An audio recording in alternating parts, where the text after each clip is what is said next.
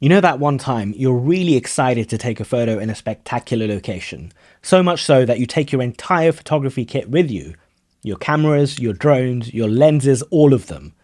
And then when you end up being at that particular location, it's really, really foggy. Well, that happened to me in Patagonia and a couple of other places too, but that didn't stop me from taking spectacular photos in foggy conditions.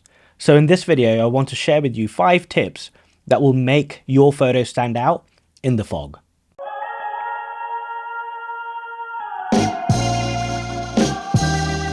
The first and the most important thing you need to do when it's foggy is have a standout subject. Because in foggy conditions, first thing that you're going to notice is it's pretty grey.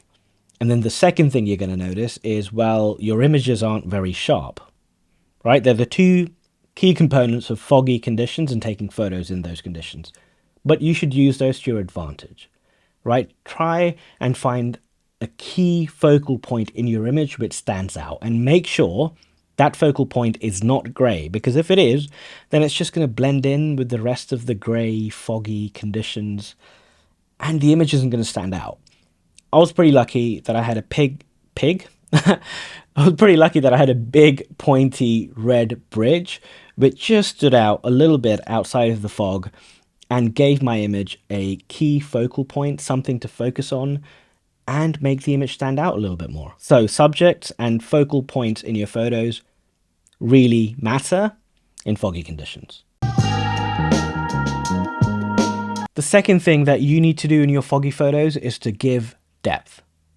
Try and find as much depth as possible in these photos, because depth is going to give an illusion that this photo is endless, that this image is going to go on forever, this bridge is going to go on forever, these railway tracks are going to go on forever, because the fog is hiding what's behind it, and sometimes what's behind it is not very pretty, so take advantage of that. So let me share an example with you. I was in Lisbon and it was pretty foggy, and I had a tram with some tram tracks, and I used the leading lines of these tram tracks to lead me to the tram itself.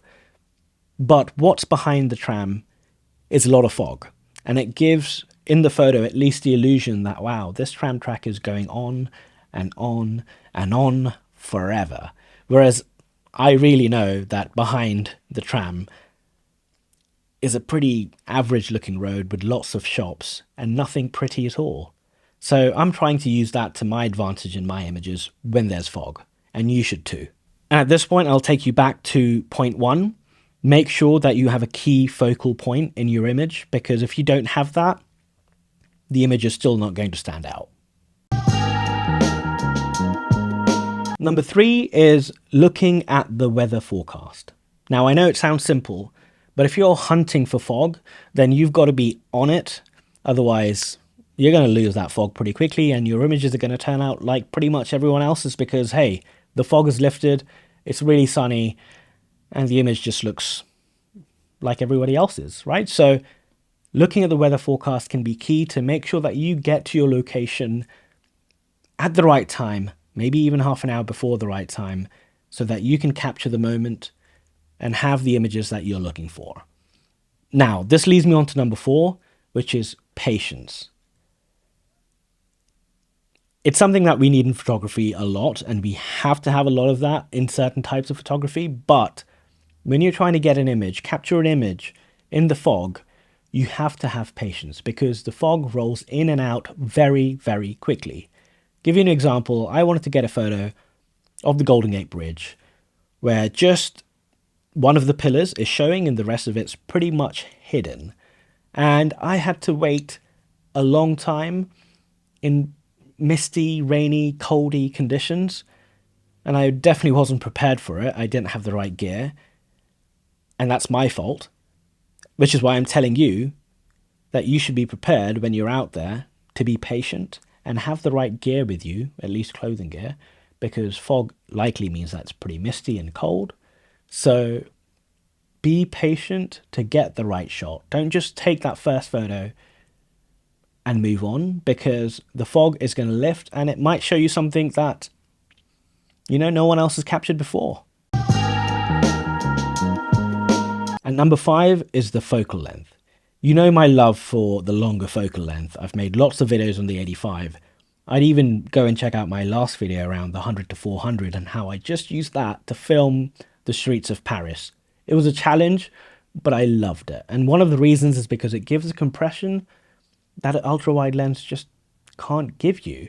And in foggy conditions, you have to use that to your advantage, because when you compress the fog, it'll make it look like there's a lot more fog than there actually is.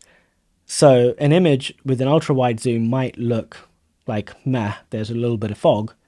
But if you use a telephoto or an 85 or something at the longer end, it's going to compress all of that fog and make the image look, or at least the fog, look thicker, and your focal point is going to look tip-top.